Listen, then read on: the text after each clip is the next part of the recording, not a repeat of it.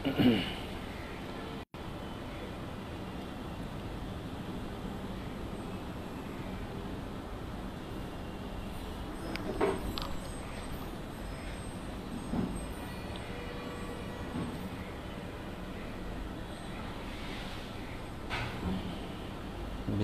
রহমানির রহিম। প্রিয় শিক্ষার্থীবৃন্দ, তোমরা 4 জন লাইভে আছো এই মুহূর্তে। ওয়ালাইকুম আসসালাম। তারেক শান্ত, তোমার সালাম নিলাম, একটু বলো আমার কথা শুনতে পাচ্ছ কি না? ফাতেমা আক্তার রাত্রি, ওয়ালাইকুম আসসালাম। তারেক শান্ত স্যার, কেমন আছো? আলহামদুলিল্লাহ ভালো আছি। ক্লাসের শেষে কথা বলা যাবে। আমরা এখন একটু, আমার কথা শোনা যাচ্ছে কিনা একটু ক্লিয়ারলি বলো, তাহলে ক্লাসটা শুরু করব। তারেক শান্ত, ফাতেমা আক্তার রাত্রি এবং আরও অনেকে আছে দেখছি লাইভে। আমার কথা শোনা যাচ্ছে কিনা ক্লিয়ার একটু বলো, তাহলে ক্লাসটা শুরু করি।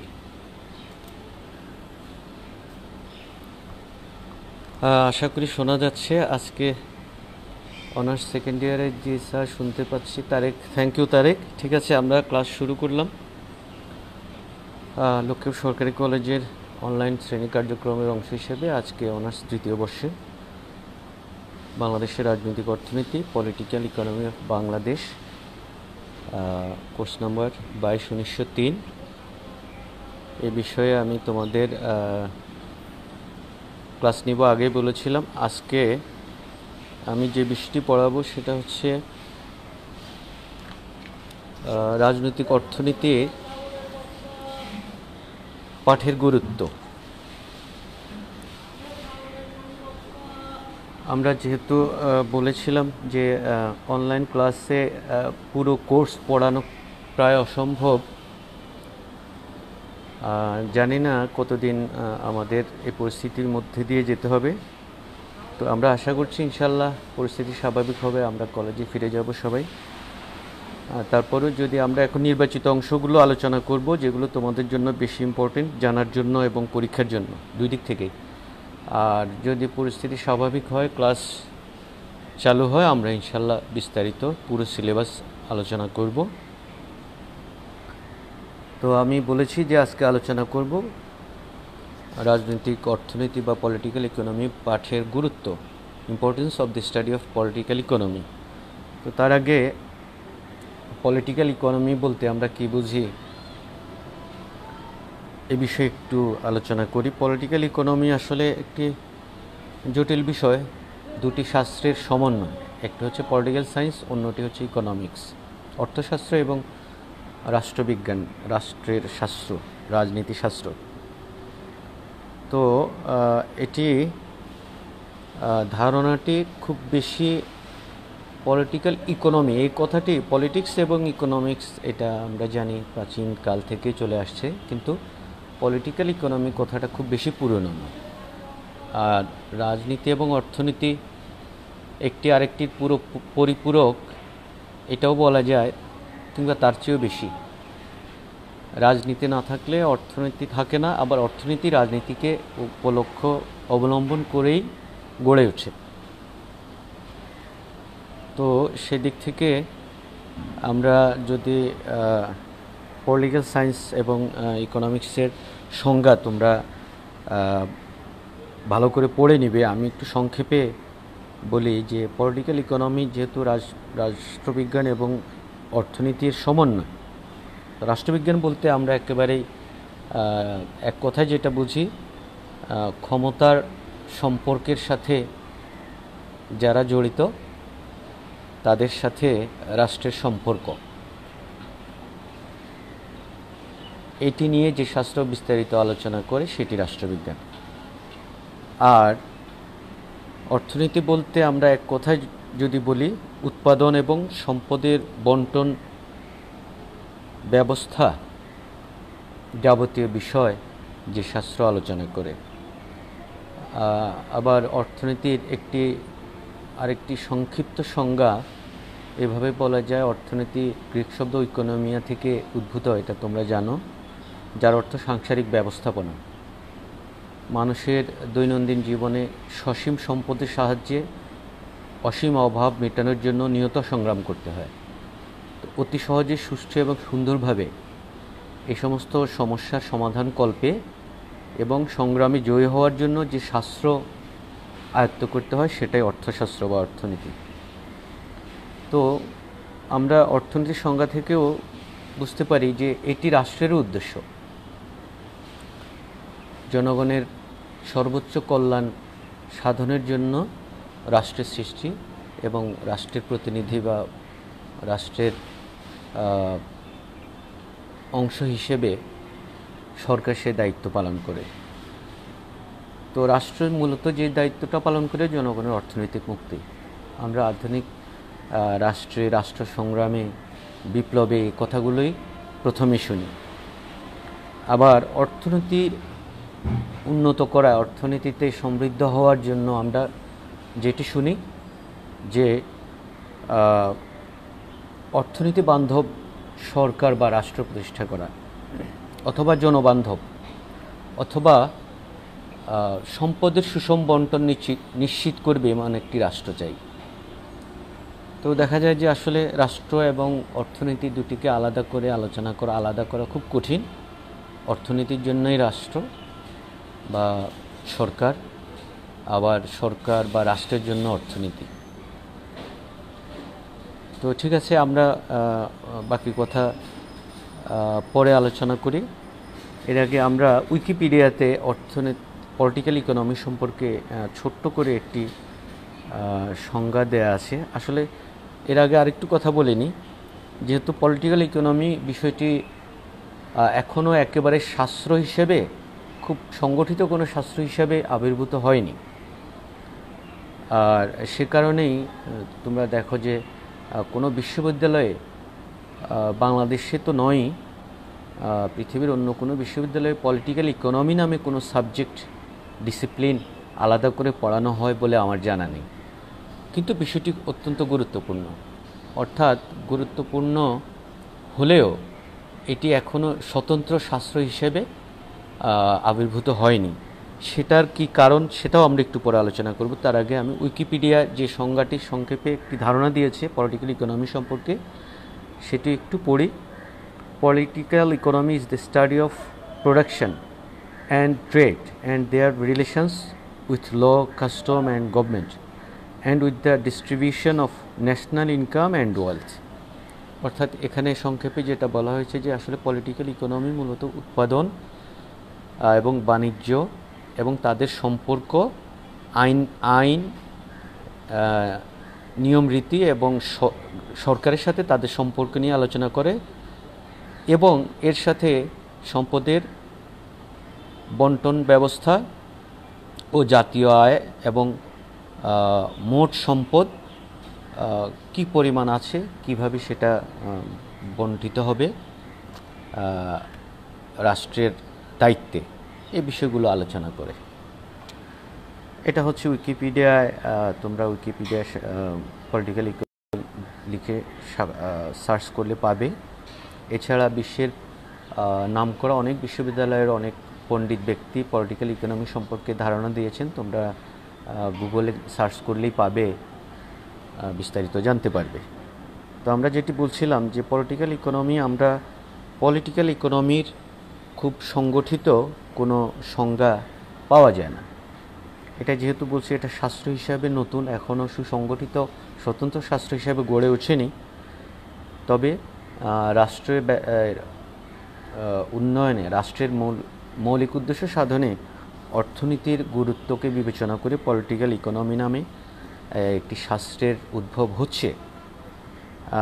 এটি একসময় বাস্তবতা পর্যবেসিত হবে নিশ্চিত, কিন্তু যেহেতু এখনও নতুন, সে কারণেই আমরা হয়তো এর সুসংগঠিত সংজ্ঞা এখনও পাচ্ছি না। যতদূর জানা যায় যে প্রথম পলিটিক্যাল ইকোনমি কথাটি যিনি ব্যবহার করেন, শব্দটি যিনি আলোচনায় নিয়ে আসেন, তিনি হচ্ছেন ফরাসি দার্শনিক অর্থনীতিবিদ অ্যান্তন ডি ম্যানক্রেস্টেইন। তাঁর জীবনীকাল হচ্ছে 1575 থেকে 1621। তিনি ফরাসি অর্থনীতিবিদ, সাহিত্যিক এবং একজন দার্শনিকও। তো প্রথম জীবনে তিনি সাহিত্যিক ছিলেন, পরবর্তীতে নানান ঘটনা প্রবাহে তার জীবন, রাজনৈতিক জীবন খুব উত্থান পতনের মধ্য দিয়ে অতিক্রান্ত হয় এবং পরবর্তীকালে তিনি দর্শন এবং অর্থনীতির দিকে ঝুঁকে পড়েন। এই থেকেই তার বই, তিনি একটি বই লিখে খুব বিখ্যাত হন, অর্থনীতি ও রাষ্ট্রবিজ্ঞানকে মিলিত করে। তার বইটির নাম ফরাসি ভাষায় ট্রিয়েটি ডি ইকোনমি পলিটিক, এটিকে ইংরেজি করলে দাঁড়ায় পলিটিক্যাল ইকোনমি। তার এই বইটি প্রকাশিত হয় 1615 সালে, কিন্তু দুর্ভাগ্যজনক বিষয় হচ্ছে 1621 সালেই তিনি মৃত্যুবরণ করেন। মৃত্যুবরণ করেন বলতে তিনি নিহত হন। তো সে কারণেই তিনি ধারণাটি প্রকাশ করার পর খুব বেশি দিন বাঁচেননি। আবার তার রাজনৈতিক জীবন, তিনি রাজনীতির সাথে জড়িত হয়ে পড়েন নানান কারণে। তার জীবনী পড়লে তোমরা উইকিপিডিয়ায় গেলে জানতে পারবে, এখানে বিস্তারিত আলোচনা করছি না। তো এর ফলে তিনি 1621 সালে নিহত হন এবং রাজনৈতিক টানাপোড়েনের মধ্যে তিনি এই ধারণাটিকে হয়তো খুব সুসংগঠিতভাবে প্রকাশ করার সুযোগ পাননি। এরপরে এই ধারণাটিকে যিনি আরেকটু ডেভেলপ করেন, উন্নত করেন বা একটু প্রাদব প্রদীপের আলোয় নিয়ে আসেন, তিনি হচ্ছেন উইলিয়াম স্ট্যানলি জেভন্স। ইনি যুক্তরাজ্যের একজন অর্থনীতিবিদ। তার জীবনীকাল 1825 থেকে 1882। তার লেখা বই the theory of political economy 1871 সালে প্রকাশিত। এই বইয়ে তিনি পলিটিক্যাল ইকোনমি বিষয়টিকে আরও উন্নততর করার, এই বিষয়টিকে বিস্তারিত আলোচনা করার প্রয়াস পান, চেষ্টা করেন। কিন্তু দুর্ভাগ্যজনক এখানেও আরেকটা বিষয়, 1871 সালে তার বইটি প্রকাশিত হওয়ার পর 1882 সালে তিনি আবার মৃত্যুবরণ করেন। খুব বেশি সময় নয়। তো আমার ধারণা যে তিনিও একটি নতুন রাজনৈতিক অর্থনীতির বিষয়কে সুসংগঠিতভাবে আলোচনা করার খুব বেশি সময় পাননি। এ বিষয়ে তার ধারণা পরিপূর্ণভাবে ব্যক্ত করার সময় পাননি। তো সেই কারণেই আসলে পলিটিক্যাল ইকোনমি খুব সুসংগঠিত সংজ্ঞা বা সুসংগঠিত আলোচনা, বিস্তারিত আলোচনা আমরা দেখতে পাই না সাধারণ অবস্থায়। তবে এই মৌলিক দুটি গ্রন্থ আন্তন ডি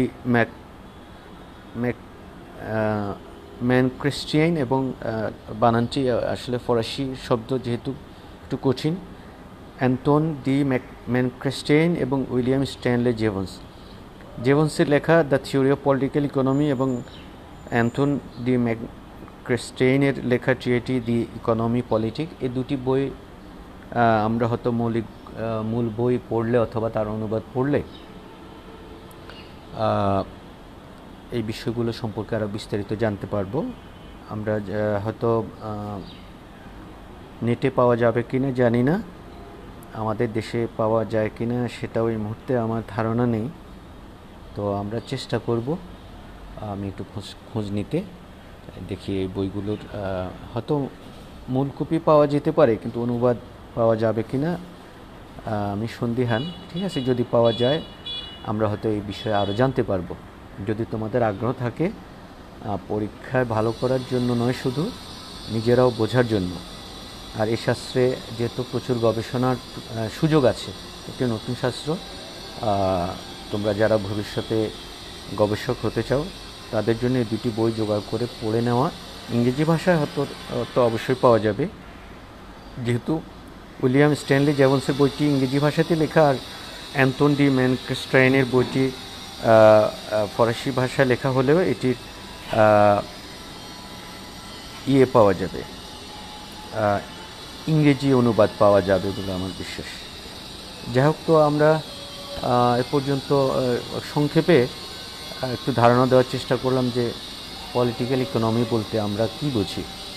এখন আমরা চলে আসি আমাদের আজকের মূল আলোচনা, যে রাজনৈতিক অর্থনীতির পাঠের গুরুত্ব বা প্রয়োজনীয়তা, আমরা রাজনৈতিক অর্থনীতি যেটা তোমাদের জানার জন্য তো বটেই, খুবই প্রয়োজন, গুরুত্বপূর্ণ এবং পরীক্ষার জন্য গুরুত্বপূর্ণ। এটি একটি এই চ্যাপ্টারের জন্য একটি গুরুত্বপূর্ণ অধ্যায়, প্রশ্ন, এটি পরীক্ষা আসার সম্ভাবনা রয়েছে। তো রাজনৈতিক অর্থনীতি পাঠের গুরুত্ব, importance of the study of political economy, আমরা কয়েকটি শিরোনামে বিষয়টি আলোচনা করব বা পয়েন্টসে। আমি প্রথমে পয়েন্টসগুলো তোমাদের বলে যাই। অর্থনৈতিক কল্যাণ প্রথমত, দ্বিতীয়ত সীমিত সম্পদের সুষম ব্যবহার বা সদ্ব্যবহার, তৃতীয়ত নাগরিকের সুখ ও কল্যাণ, চতুর্থত সঠিক অর্থনৈতিক পরিকল্পনা বাস্তবায়ন, পঞ্চমত আন্তর্জাতিক যোগাযোগ ও প্রযুক্তিগত উন্নয়ন, ষষ্ঠত জনসংখ্যা সুষ্ঠু অর্থনৈতিক সমাধান, অথবা আমরা এই পয়েন্টস থেকে এভাবে বলতে পারি মানব সম্পদ উন্নয়ন অথবা জনসংখ্যার সঠিক ব্যবস্থাপনা। সপ্তমত উদার ও প্রশস্ত মনের মানুষ হিসাবে গড়ে ওঠা। এই শিরোনামটি আমি এভাবে বলতে পারি যে বাস্তবসম্মত চিন্তা করতে শেখা, বাস্তবসম্মতভাবে চিন্তা করতে শেখা। এরপরে অষ্টমত দেশের উন্নয়নে সংস্কারমুক্ত মন ও রাজনৈতিক পয়েন্টটিও আগের পয়েন্টের কাছাকাছি। নবমত বা 9 নম্বর যেটি পয়েন্ট, সীমিত সম্পদের উপযুক্ত ব্যবহার ও অর্থনৈতিক উন্নয়ন। সীমিত সম্পদের যথাযথ ব্যবহার বা উপযুক্ত ব্যবহারের মাধ্যমে অর্থনৈতিক উন্নয়ন সাধন। এটা বোঝার জন্য এই শাস্ত্রটি পাঠ করা বা পলিটিক্যাল ইকোনমি সম্পর্কে জানা খুব জরুরি। 10 নম্বর পয়েন্ট যেটি আমি বলতে চাইছি সেটা হচ্ছে অর্থনৈতিক ইতিহাস জানা এবং এর ধারাবাহিকতা রক্ষা করা। আমি 10টি পয়েন্টস উল্লেখ করলাম, এখন এগুলোর বিস্তারিত আলোচনা করার চেষ্টা করব। প্রথম হচ্ছে অর্থনৈতিক কল্যাণ। আসলে মানুষ সামাজিক জীব এবং রাষ্ট্র তার সংগঠন। রাষ্ট্রের অন্যতম প্রধান লক্ষ্য মানুষের কল্যাণ সাধন করা। এটি নৈতিক এবং বাস্তবিক দুই দিক থেকেই। এদিক থেকে শিক্ষা, ধর্ম, সেবা, পরিবেশ, মৌলিক চাহিদা ইত্যাদি রয়েছে। এই বহুবিধ চাহিদা পূরণের জন্য রাষ্ট্রকে অনেক কিছু মোকাবেলা করতে হয়। এই মোকাবেলা করার মাধ্যমে রাষ্ট্র তার অগ্রাধিকার ভিত্তিতে অর্থনীতির বিষয়গুলোকে প্রাধান্য দিয়ে জনগণের কল্যাণ সাধনের মূল কাজটি করে থাকে। তো এই যে অর্থনৈতিক কল্যাণ সাধনের জন্য রাষ্ট্রের যে উদ্যোগ,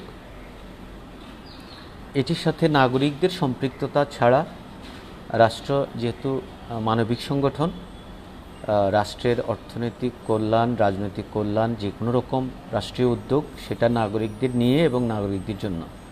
তো নাগরিক সম্প্রদায় যদি রাজনীতি এবং অর্থনীতি সম্পর্কে রাজনৈতিক অর্থনীতি পড়ার মাধ্যমে রাষ্ট্র ব্যবস্থা এবং অর্থ ব্যবস্থা, রাষ্ট্রশাস্ত্র এবং অর্থশাস্ত্র সম্পর্কে উত্তম জ্ঞান লাভ করে, উত্তম ধারণা রাখে, তাহলে রাষ্ট্রের পক্ষে তাদের রাজনৈতিক এবং অর্থনৈতিক উন্নয়নকে ত্বরান্বিত করা সহজ হয়। সেদিক থেকে এটি পাঠ করা অত্যন্ত গুরুত্বপূর্ণ বা এই শাস্ত্রটি সম্পর্কে জানা গুরুত্বপূর্ণ বিষয়। সীমিত সম্পদের সদ্ব্যবহার। আসলে অর্থনীতি প্রথম কথাই যে মানুষের অভাব অসীম, চাহিদা অসীম, কিন্তু পৃথিবীতে সম্পদ সীমিত।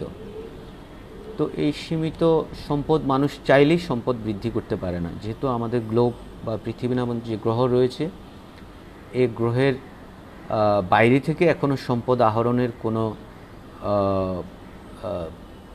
উদ্যোগ বা প্রযুক্তি মানুষ আবিষ্কার করতে পারেনি।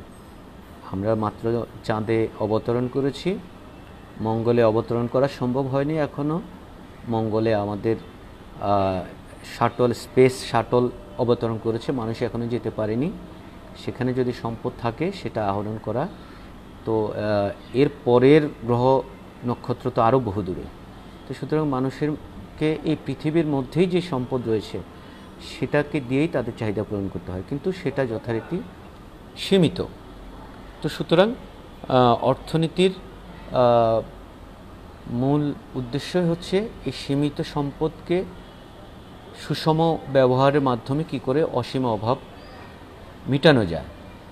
আর এইটা করার মূল দায়িত্বটা কিন্তু রাষ্ট্রের বা সরকারের।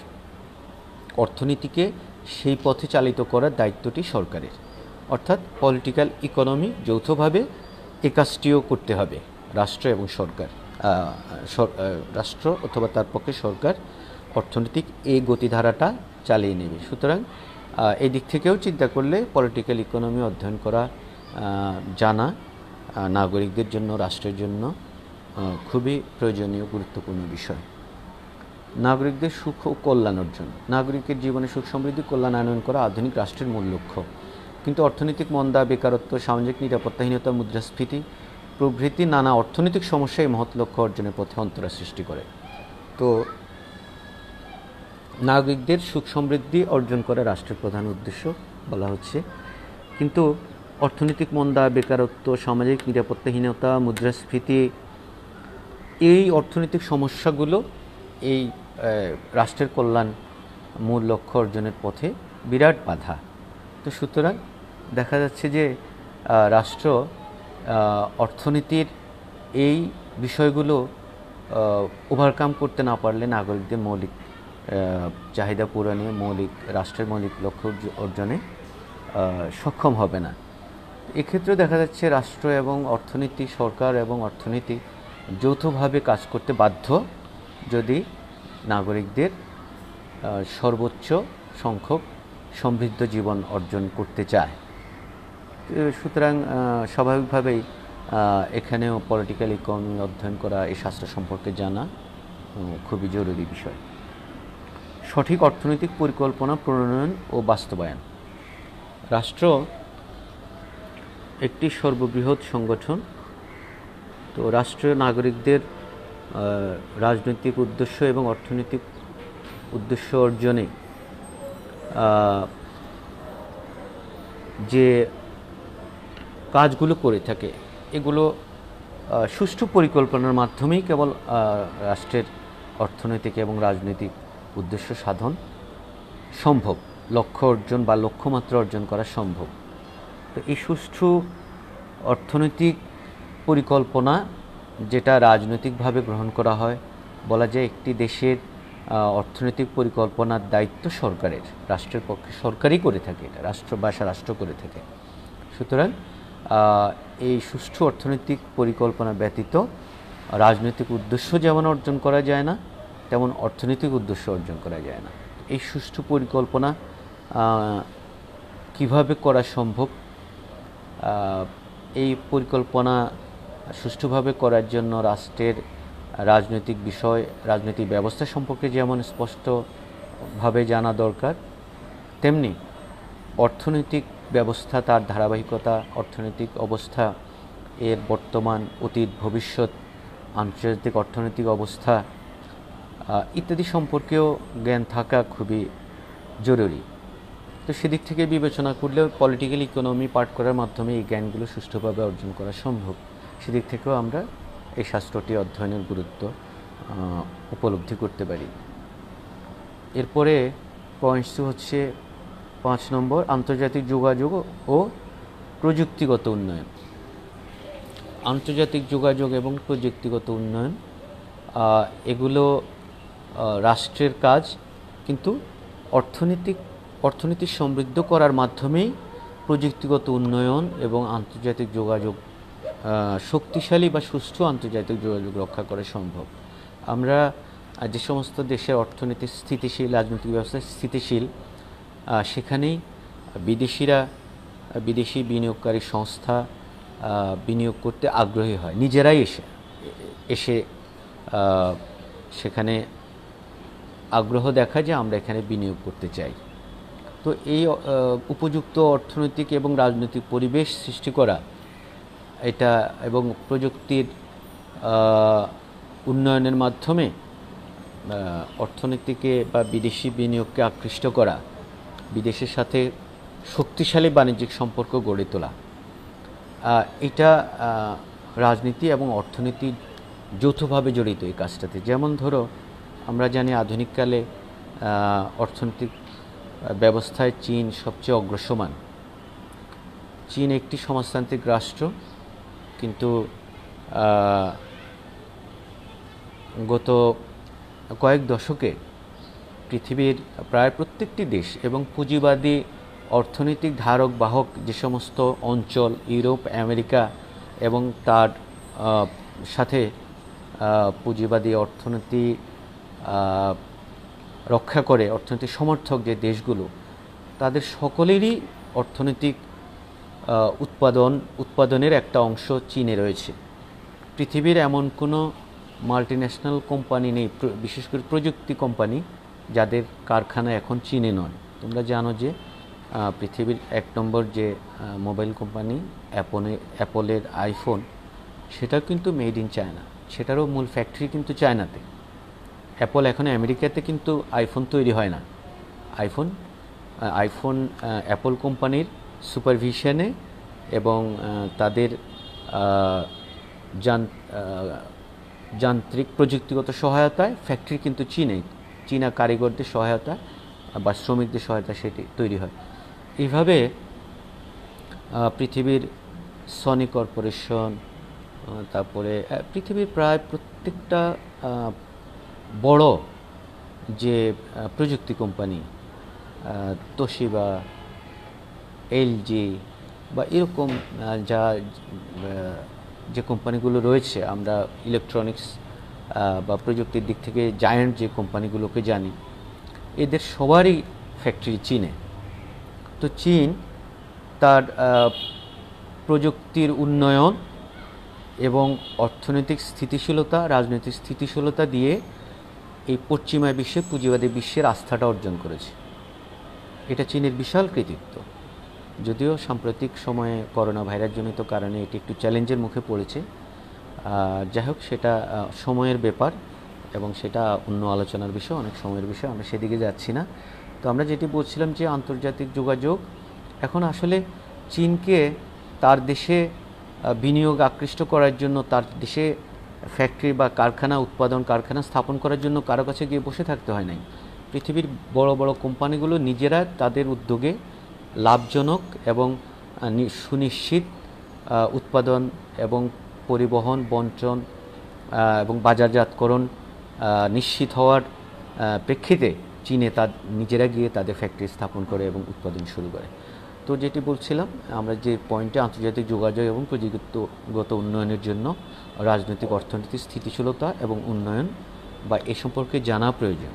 তোমরা জানো যে চীন 2030 সাল পর্যন্ত, চীনের বর্তমান প্রেসিডেন্ট শি জিনপিং, চীন তাদের পলিট ব্যুরোর সিদ্ধান্ত অনুযায়ী 30 সাল পর্যন্ত তাকে প্রেসিডেন্ট ঘোষণা করেছেন। এর মধ্যে আর চীনের কোনো প্রেসিডেন্ট নির্বাচন হবে না। অর্থাৎ আগামী 10টি বছর বিশ্বের নেতৃত্বে আসীন হওয়ার জন্য চীন খুব স্থিতিশীল রাজনৈতিক ব্যবস্থার প্রয়োজন। তো যাতে বর্তমান প্রেসিডেন্টের উপর তাদের আস্থা রয়েছে, তিনি রাজনৈতিক নেতৃত্বে আসার পর থেকে চীনের ব্যাপক অর্থনৈতিক উন্নয়ন হয়েছে, রাজনৈতিক ব্যবস্থা স্থিতিশীল রয়েছে। সে কারণে চীনা সরকার, চীনের পলিট ব্যুরোর সদস্য, রাজনৈতিক দলের নেতৃস্থানীয় সদস্যরা মনে করে যে এই আগামী 10টি বছর 2021 থেকে 2030 এই সময়টা চীনের অর্থনৈতিক উন্নয়নের জন্য খুবই গুরুত্বপূর্ণ। এই সময় প্রেসিডেন্ট পরিবর্তন হলে যদি অর্থনৈতিক ধারাবাহিকতা নষ্ট হয় অথবা অর্থনৈতিক মৌলিক কোনো পরিবর্তন এসে যায়, সেই দৃষ্টিকোণ থেকে চীন এই রাজনৈতিক এবং অর্থনৈতিক অবস্থাটিকে স্থিতিশীল রাখার জন্য বর্তমান প্রেসিডেন্টকে 2030 সাল পর্যন্ত প্রেসিডেন্ট পদে নিশ্চিত করেছে যে তিনি প্রেসিডেন্ট পদে থাকবেন, তাকে নির্বাচিত করা হয়েছে বা মনোনীত করা হয়েছে। চীন যেহেতু সমাজতান্ত্রিক রাষ্ট্র, সেখানে নির্বাচন হয় না। কমিউনিস্ট পার্টির পলিট ব্যুরোর সদস্যরা যাকে নেতৃত্বে আসীন করেন, তিনি নেতৃত্বে থাকেন। তো তাহলে দেখো যে আসলে রাজনৈতিক স্থিতিশীলতা, অর্থনৈতিক উন্নয়ন, প্রযুক্তিগত উন্নয়ন একটি দেশের রাজনীতি বলো, অর্থনীতি বলো, সব কিছুর উন্নয়নের একটি অন্যতম পূর্বশর্ত। আর এটি এটি এখন চীনের মতো একটি উন্নত এবং পরিণত রাজনৈতিক নেতৃত্ব আছে বলেই তারা এই বিষয়গুলো উপলব্ধি করেছে। আর চীনের আসলে রাজনৈতিক নেতৃত্বে যারা আসীন হন, তারা অনেক জানাশোনা, অনেক সময় পেরিয়ে, অনেক পরীক্ষা দিয়ে, জ্ঞানের, রাজনৈতিক নেতৃত্বের দূরদর্শিতার, প্রজ্ঞার তারা নেতৃত্বে আসীন হন। তো তারা যাকে নেতৃত্বে চীনের নেতা হিসেবে মনোনীত করেন, তিনিও আবার সেই ধরনের নেতা হন। তো এগুলো দেখা যাচ্ছে আবার তার অধীনেই অর্থনৈতিক উন্নয়ন হয়। অর্থাৎ রাজনীতি এবং অর্থনীতি দুটি বিষয় একেবারে ওতপ্রোতভাবে জড়িত। একটিকে বাদ দিয়ে আরেকটিকে বাঁচানো যায় না, কিংবা আরেকটিকে সাজানো যায় না। তো সেই জন্যই পলিটিক্যাল ইকোনমি কীভাবে এই শাস্ত্রটি অধ্যয়ন করা জরুরি বা প্রয়োজনীয়। অর্থাৎ চীনের উন্নত দেশের রাজনীতি সম্পর্কে ওয়াকিফাল, দেশের অর্থনীতি সম্পর্কে ওয়াকিফাল, তারাই কেবল নেতৃত্বে আসীন হন। সেই কারণে তারা রাজনৈতিক এবং অর্থনৈতিক দিক থেকে বলা যায় খুব অগ্রসর হয়ে যান। পৃথিবীতে এমন একটি দেশ খুঁজে পাওয়া যাবে না যে রাজনৈতিক দিক থেকে খুব প্রজ্ঞাবান, খুব দূরদর্শী, কিন্তু অর্থনৈতিক দিক থেকে খুবই দুর্বল।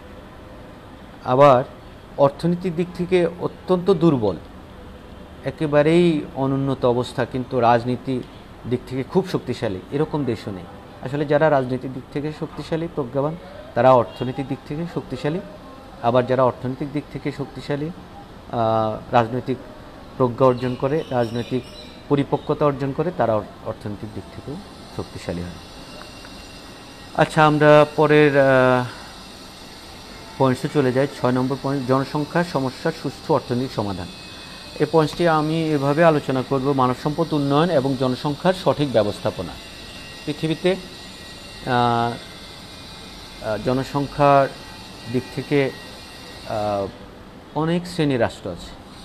কিছু রাষ্ট্র আছে জনসংখ্যা কম এবং তাদের জন্মহার নেগেটিভ, মাইনাস, অর্থাৎ জন্মের চেয়ে মৃত্যুহার বেশি।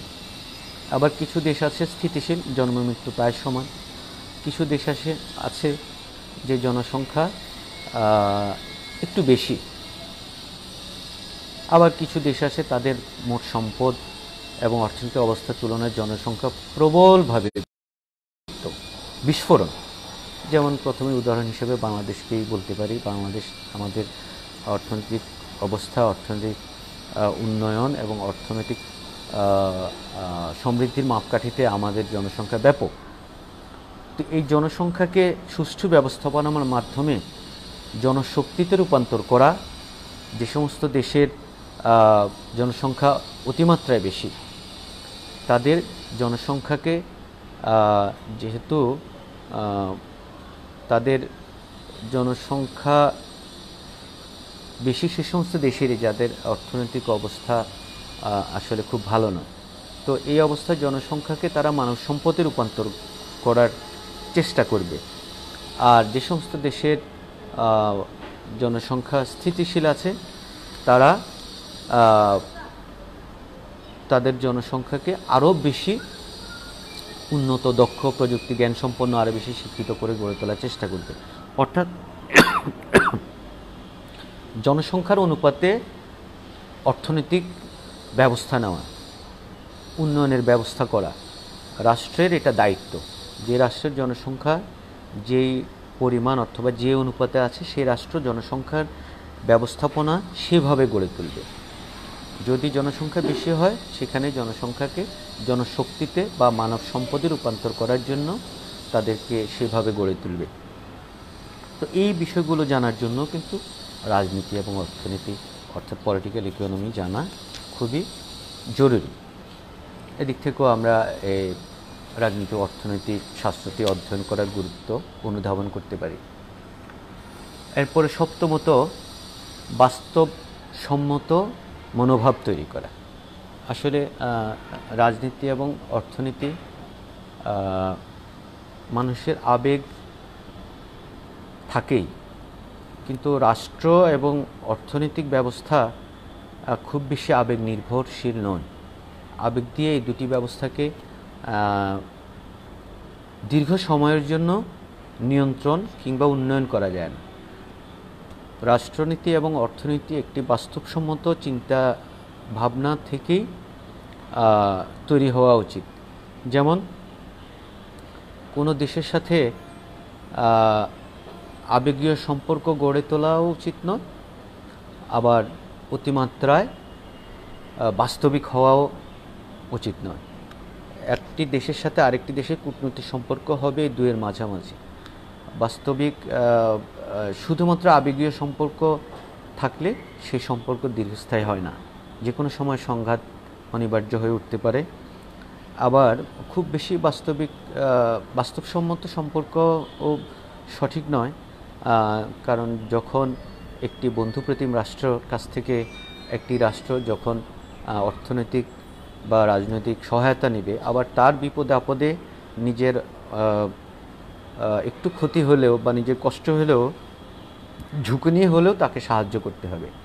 অর্থাৎ রাজনৈতিক সম্পর্কটা এবং অর্থনৈতিক সম্পর্কটা পরস্পরে হোক, সেটা রাষ্ট্রের ভিতরে হোক, নাগরিক সম্প্রদায়ের মধ্যে হোক, ব্যবসায়িক সম্প্রদায়ের মধ্যে হোক, কিংবা আন্তঃরাষ্ট্রীয় হোক, কিংবা আন্তর্জাতিক সংস্থাগুলোর মধ্যে হোক, যেটা মাল্টিন্যাশনাল কোম্পানিগুলো আমরা বলে থাকি, পৃথিবীর বিভিন্ন দেশে যৌথ মালিকানায় অনেক বড় বড় শিল্প প্রতিষ্ঠান রয়েছে। এই সম্পর্কগুলো বাস্তবসম্মত, আবেগী নয়, বাস্তবসম্মতভাবে গড়ে তোলার জন্য আমাদের রাজনৈতিক অর্থনীতি সম্পর্কে জানা প্রয়োজন। আর এই সম্পর্কগুলো এভাবে গড়ে না উঠলে আসলে বাস্তব বা স্থিতিশীল সাস্টেনেবল ডেভেলপমেন্ট বা স্থিতিশীল অর্থনৈতিক ব্যবস্থা এবং রাজনৈতিক ব্যবস্থা গড়ে উঠবে না। তো এগুলো কিভাবে গড়ে উঠবে, এগুলো সম্পর্কে জানার জন্য আমাদের রাজনৈতিক অর্থনীতি সম্পর্কে বা পলিটিক্যাল সম্পর্কে জানা খুবই জরুরি। এরপরের পয়েন্টটি হচ্ছে দেশের উন্নয়ন, সংস্থামুক্ত মন, উদার রাজনৈতিক মানসিকতা। এটি আগের পয়েন্টটির মতোই দেশের অর্থনীতি এবং রাজনৈতিক উন্নয়নে সংস্কার মুক্ত হওয়া। রাজনৈতিক অর্থনীতি সম্পর্কে আবেগের বশবর্তী না হয়ে আমরা হঠাৎ করে কোনো দেশকে ভালো লাগে না, তার সাথে সে দেশে কোনো কিছু তাদের একটা প্রয়োজনীয় বস্তু তারা আমাদের দেশ থেকে আমদানি করে, কিন্তু আমরা কোনো কারণে রপ্তানিটা বন্ধ করে দিলাম। সেই ক্ষেত্রে দেশটি খুব বিপর্যয়ের মধ্যে পড়তে পারে এবং আন্তঃরাষ্ট্রীয় সম্পর্ক ক্ষতিগ্রস্ত হতে পারে।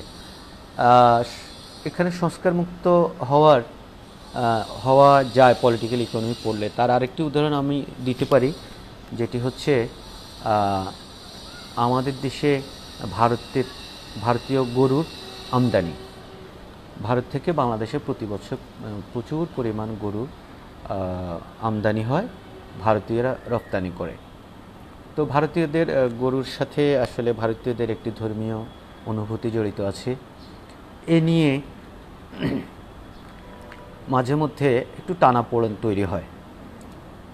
এটি ভারতীয়দের দিক থেকে এটি সংস্কারমুক্ত হওয়ার প্রয়োজন, যেহেতু তারা নিজেরা গরু সাধারণত ধর্মীয় কারণে গরুর মাংস ভক্ষণ করে না, আমরা জানি। তো কিন্তু ভারতে প্রচুর গরুর উৎপাদন হয়, পালিত হয়, এগুলো তারা বাংলাদেশে রপ্তানি করে। আবার ভারত বহির্বিশ্বে মাংস রপ্তানিতেও একটি খুব বড় রাষ্ট্র, চামড়া রপ্তানিতেও বড় রাষ্ট্র। তো ভারতীয়দের এই সংস্কারমুক্ত হওয়া প্রয়োজন, যে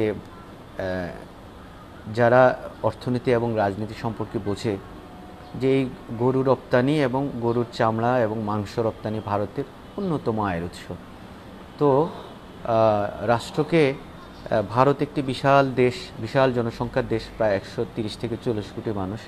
তাদের অর্থনীতিকে বাঁচিয়ে রাখার জন্য রপ্তানির একটি সামান্য সুযোগও হাতছাড়া করার কোনো সুযোগ নেই।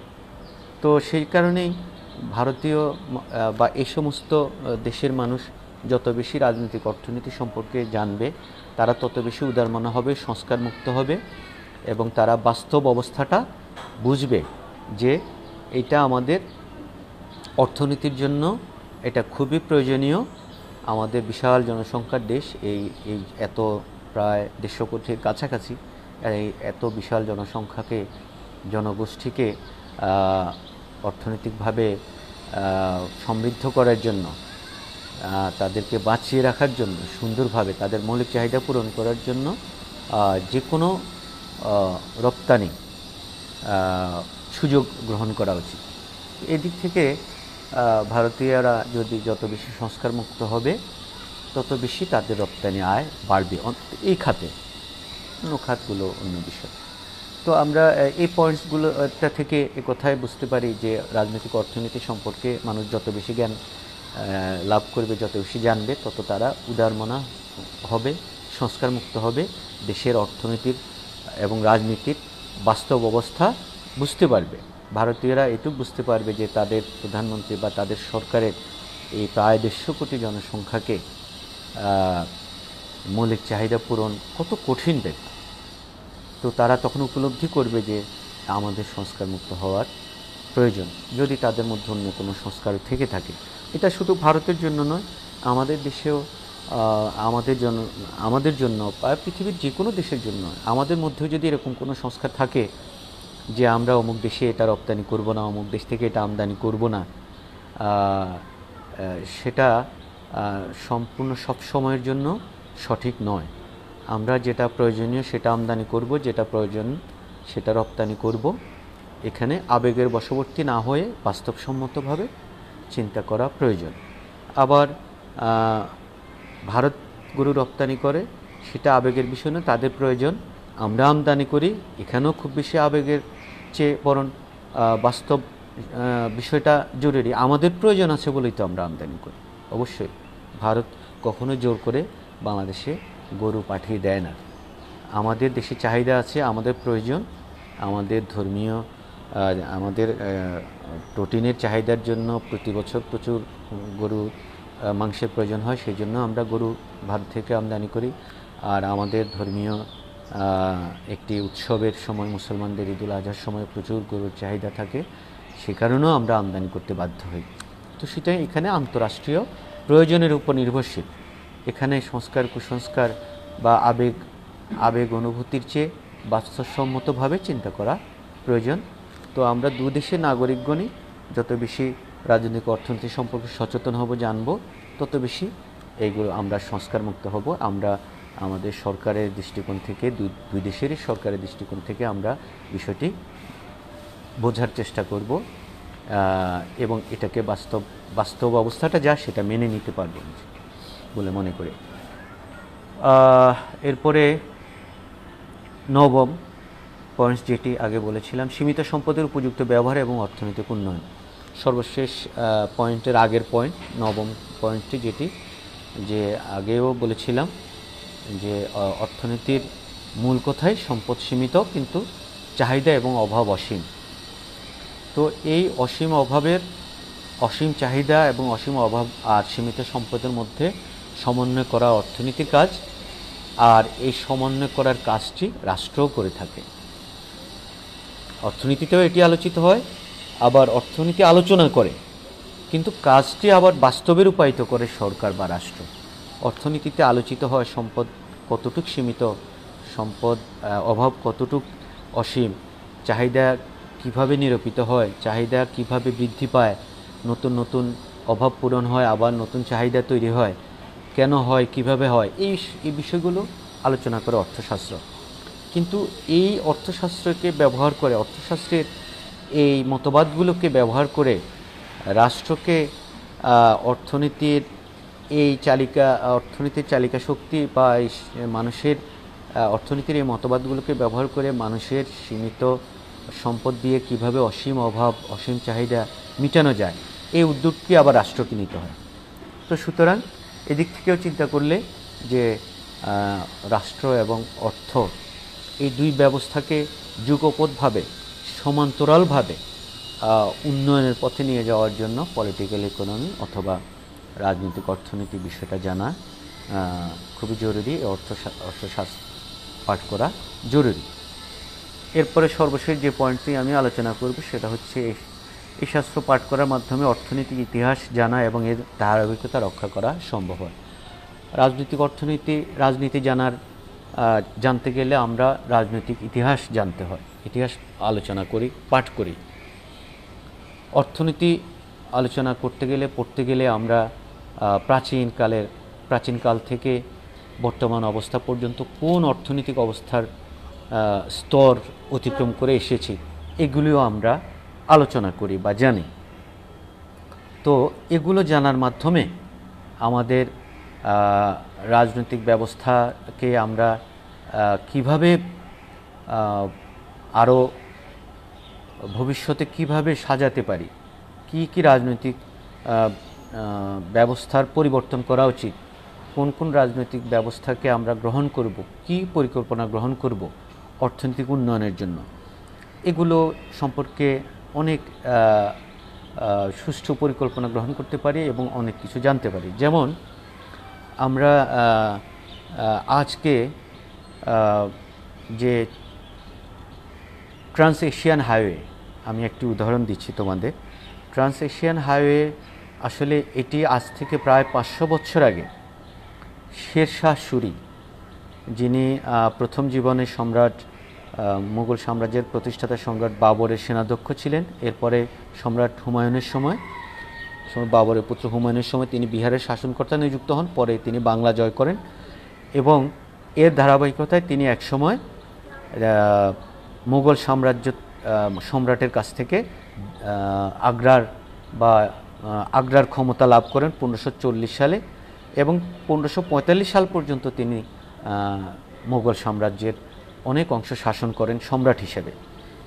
তো ওই সময় আসলে দিল্লিতে রাজধানী স্থানান্তরিত হয়নি, ওই সময় মুঘল সাম্রাজ্যের রাজধানী ছিল আগ্রায়। তো এই মাত্র 5 বছরের শাসনামলে শেরশাহ সূরি, তিনি প্রথম জীবনে শের খান ছিলেন। তিনি বাদশাহ হওয়ার পর শাহ উপাধি ধারণ করেন আর তিনি তার বংশের নাম ছিল সূরি। যেমন মুঘল বাবরের প্রতিষ্ঠিত সাম্রাজ্যের নাম মুঘল সাম্রাজ্য, শের শাহের প্রতিষ্ঠিত সাম্রাজ্যের নাম সূরি সাম্রাজ্য। এরপরে তার পুরো নাম হয় শেরশাহ সূরি। তিনি এই 5 বছর শাসনামলে ভারতবর্ষে অনেক সামাজিক, রাজনৈতিক, অর্থনৈতিক সংস্কার আনেন, যেগুলো আসলে ইতিহাসে খুব বেশি আসেনি। তো আজকে যে চীনের নেতৃত্বে ট্রান্স এশিয়ান হাইওয়ে, যেটি বাংলাদেশ, ভারত, চীন, পাকিস্তান, বার্মা, তুরস্ক, ইরান হয়ে এশিয়ার সাথে ইউরোপকে সংযুক্ত করার একটি প্রকল্প, বৃহৎ প্রকল্প, এবং এই প্রকল্পটি চলমান। এই প্রকল্পটি বর্তমানে চীনের নেতৃত্বে, চীন ইতিমধ্যে বহু বিলিয়ন অর্থ এতে বিনিয়োগ করেছে।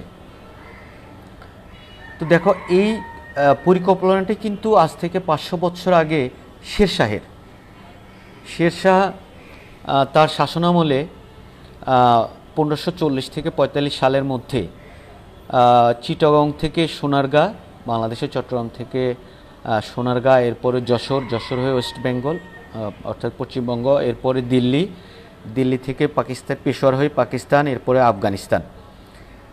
এইভাবে তিনি এরপরেও ইরান, তুরস্ক, পারস্যের তার পরিকল্পনার অংশ হয়তো ছিল, এটা আমি স্পষ্ট এই মুহূর্তে জানি না। এই পর্যন্ত তিনি প্রায় 2500 মাইল একটি রাস্তার পরিকল্পনা করেন এবং অনেক দূর নির্মাণও করেন। 2500 মাইল মানে 1 মাইল সমান 1.609 কিলোমিটার, হিসেবে প্রায় 4000 কিলোমিটার রাস্তা। তো আজ থেকে 500 বছর আগে শেরশাহ নামক ভারতীয় উপমহাদেশের একজন শাসক এভাবে চিন্তা করেছিলেন, যেটা ব্রিটিশরা গ্র্যান্ড ট্রাঙ্ক রোড নামে অব্যাহত রাখে। এরপরে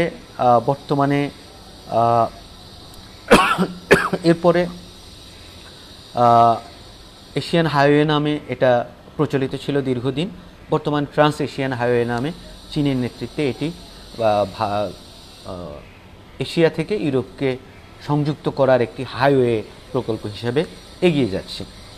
তো আমরা রাজনীতি সম্পর্কে জানতে গেলে আমরা যখন রাজনৈতিক ইতিহাস জানব তখন এই বিষয়গুলো আমরা জানতে পারলে আমরা আমাদের ভবিষ্যৎ অর্থনৈতিক পরিকল্পনাগুলো গ্রহণ করাও আমাদের পক্ষে অনেকটাই সম্ভব হবে।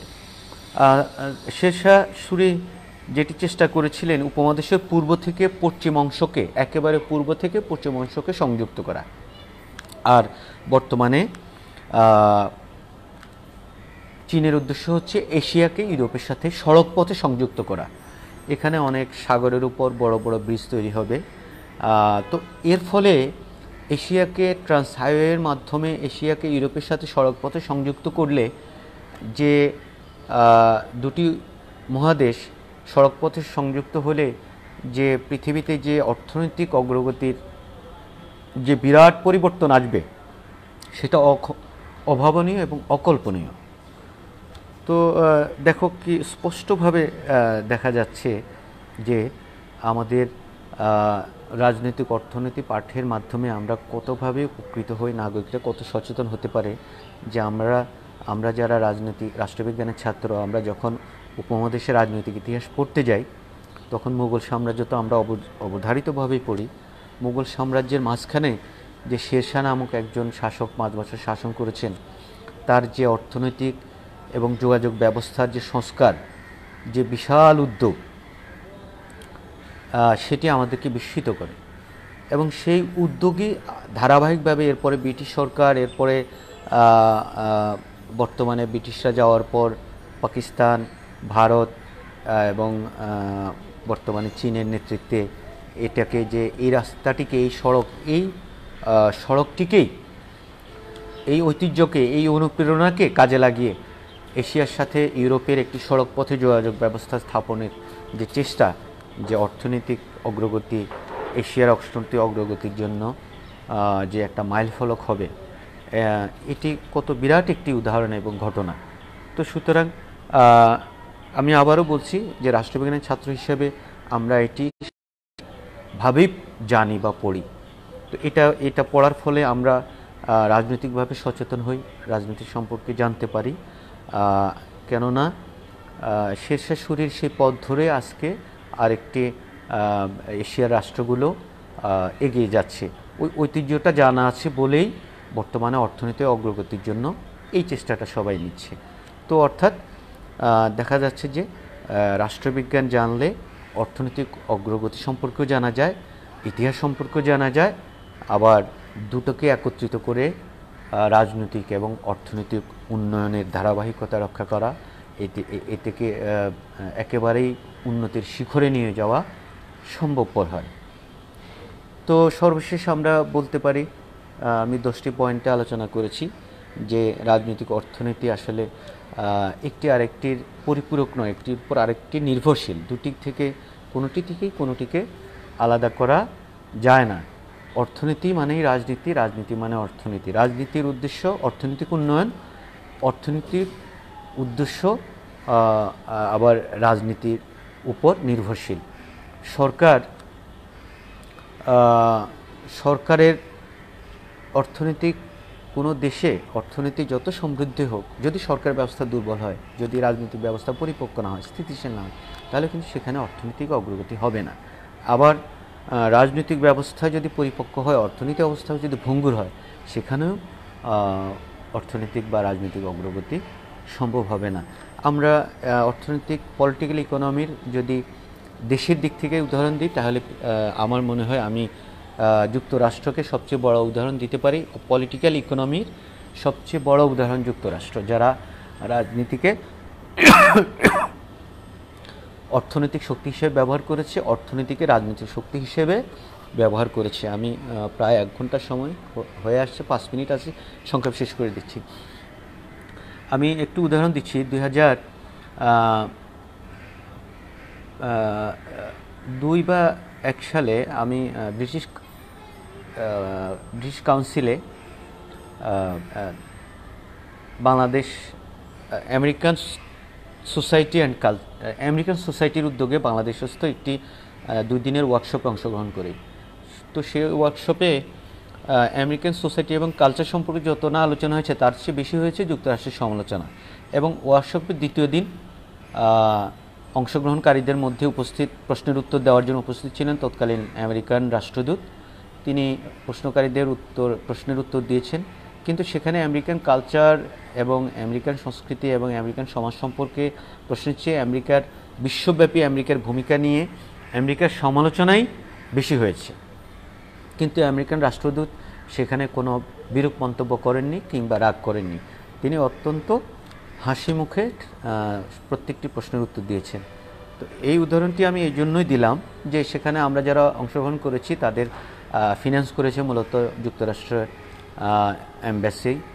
এবং অর্থাৎ পৃথিবীতে একটাই দেশ আছে যারা টাকা দিয়ে সমালোচনা শুনে। তো এর ফলে হয়েছে কি, অর্থাৎ যুক্তরাষ্ট্রের এই যে পরিপক্ক রাজনৈতিক ব্যবস্থা, অর্থাৎ তোমার আধুনিক কল্যাণমূলক রাষ্ট্রে সমালোচনাটা রাষ্ট্রের জন্য খুবই জরুরি। কেননা রাষ্ট্র মাত্রই ভুল করতে পারে, রাষ্ট্রের নিয়মই এটা। রাষ্ট্র ক্ষমতায় যারা অধিষ্ঠিত হন তারা প্রায়শই ভুল করেন, ভুল পথে চালিত হন, আর তাদেরকে সঠিক পথে আনার জন্য সমালোচনা প্রয়োজন। তো যেটা বলছিলাম যে এরকম আর কোনো দেশ তুমি পাবে না যে যারা টাকা দিয়ে সমালোচনা শুনে। সমালোচনা শোনার ফলে হয় কি, আমেরিকানরা জানতে পারলো যে বাংলাদেশিরা আমেরিকা সম্পর্কে কী ধারণা পোষণ করে। আবার বাংলাদেশিদের এই ধারণা হলো, যেমন আমি তো ব্যক্তিগতভাবে বুঝলাম আমেরিকার প্রতি আমার অন্তত ওই ঘটনার প্রেক্ষিতে একটা পজিটিভ ধারণা হলো যে আমেরিকানই পৃথিবীতে একটা মাত্র জাতি যারা টাকা দিয়ে সমালোচনা শুনে। তো এর ফলে যেটি হয়েছে সেটি হচ্ছে আমেরিকার পৃথিবীর সকল জ্ঞানী এবং মেধাবী বিজ্ঞানী, সাহিত্যিক, রাজনৈতিক ব্যক্তিত্ব তারা আমেরিকাকেই তাদের গবেষণার প্রথম স্থান হিসাবে বেছে নেয়। ইভেন জাপানের মতো উন্নত প্রযুক্তির দেশের বিজ্ঞানীরাও আমেরিকা চলে যায় গবেষণার জন্য।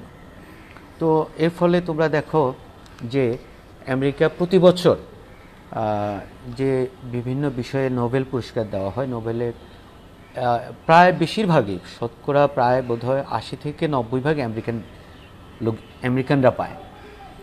অর্থাৎ তুমি দেখো তাহলে বিজ্ঞানে, সাহিত্যে, পদার্থবিজ্ঞানে,